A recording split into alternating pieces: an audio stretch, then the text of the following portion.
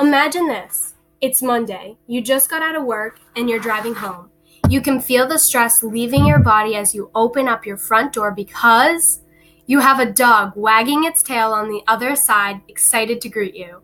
That's because dogs are the best pet and certainly better than cats. Hi, my name is Shannon Jackson, and today I'm going to talk about why dogs are better than cats. First, I'd like to start by talking about the differences between the historical relationship between humans and dogs versus humans and cats. Dogs have aided humans for thousands of years. Man's best friend has provided protection, companionship, and hunting assistance since the days of the earliest human groups. Naturalist Mark Durr has explored how the relationship between humans and wolves developed and how that relationship influenced the physical evolution of wolves into dogs. He states in his book, How the Dogs Became the Dog, From Wolves to Our Best Friends, that he believes humans and wolves developed a close relationship after recognizing themselves in each other while hunting for large animals. To paint a picture, this happened while humans were still hunters and gatherers. This was way before humans made settlements and was about 30 to 40,000 years ago. The theory is our ancestors likely followed behind wolf packs as they hunted for games. Wolves then learned to wait for scraps from the humans, who were far more accurate with their rudimentary weapons than the wolves were with their teeth. As time continued, they would realize each species could learn from each other. As even more time passed, wolves that stayed around the humans began to change. Wolves that were more social and could pick up on human commands made the human wolf pack more successful at hunting. Dogs could understand human communication and came to view humans as part of their own pack. A pack is a social structure very much so like a family, meaning humans and dogs were bred to be a family. The history of cats and humans happened much later in history, approximately 12,000 years ago. After early humans settled into civilizations that they could fully support themselves in one location, we had already domesticated some animals to raise and slaughter. As time continued, humans formed commensal relationships with several species. A commensal relationship is often between a larger host and a smaller commensal. The host organism is essentially unchanged by the interaction, whereas the commensal species may show great morphological adaptation. This relationship can be contrasted with mutualism, in which both species benefit. Sometimes this relationship can be mildly harmful to the host, which in this case is humans. So history shows us that cats began occupying the same space as humans solely for their shelter protections and food leftovers. Strangely, some ancient civilizations like Egyptians worshipped the wild cats, but did not keep them as captive pets. Unlike dogs, who evolved to mutually fit our needs to make perfect companions, domestic cats have hardly changed from the small wildcats that originally started mooching off of the human population. They can actually still breed with many species of wildcats and do. In addition to history, dogs are better than cats because they can be easily trained more complicated tricks and jobs. A few things that dogs can do that cats cannot is protect your home from an intruder.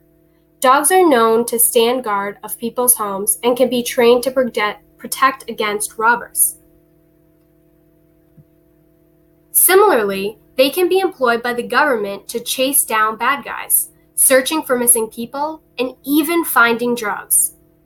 There were around 50,000 dogs employed in the U.S. in 2010, a number which has only grown compared to only a few hundred cats that serve in our fire and police forces. Dogs can also be trained as specialty medical care providers for a variety of patients. These are called service dogs.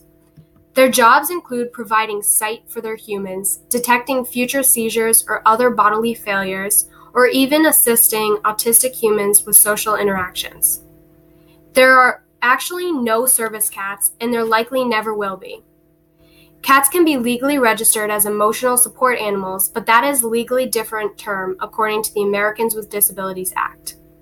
Cats cannot be trained to do the same type of work dogs can do because most of the time they either physically can't or will not consistently execute in order for humans' benefit. This goes back to how dogs were bred to communicate with humans for mutual benefit as opposed to cats who evolved for self-preservation. In addition to jobs, dogs can be trained to do more tricks at a faster rate than cats can.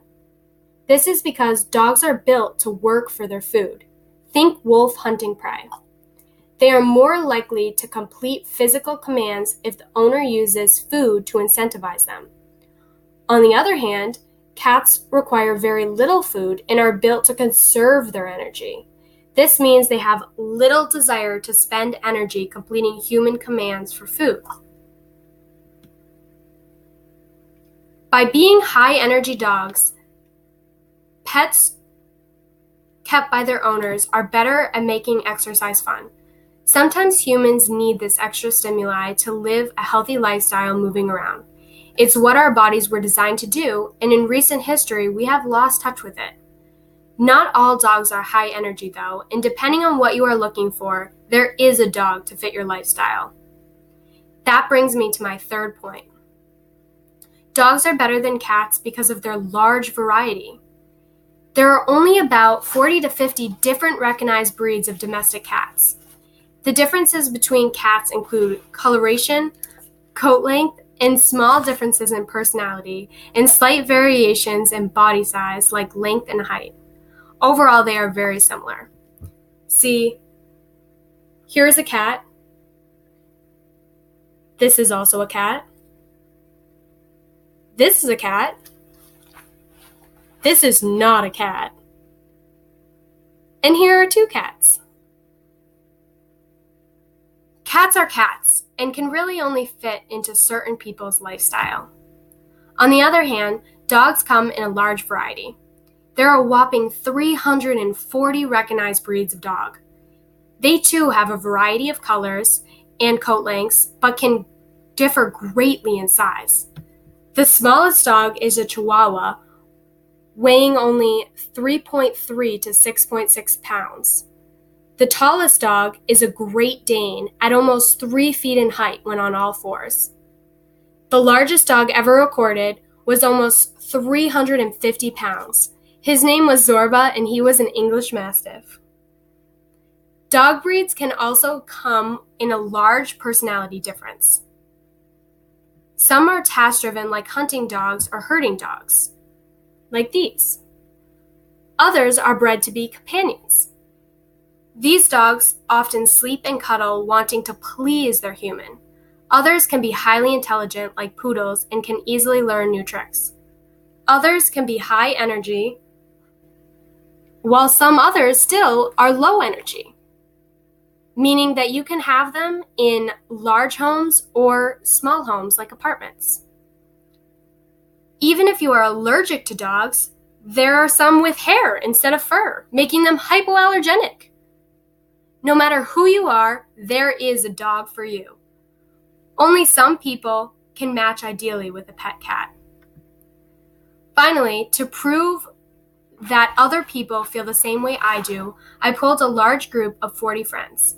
The poll simply asked, which is better, with two options, either dogs or cats. People could only vote once. As a result, I had about 2/3 of the group choose dog and only about 1/3 choose cat. How's that for proof? Finally, I'm going to introduce you to my baby Kai. Come here, Kai. Come here. Come here. This is Kai. He's a little camera shy. We got him as a rescue pet. He's a lab and hound mix. He's only about a year old. I also have another dog named Kane, who we also rescued, who's about 5 years old. Good boy. Anyways, I hope that makes you realize that dogs are certainly better than cats, but don't even get me started on why cats are better pets than birds. I'll leave that for next time. Bye!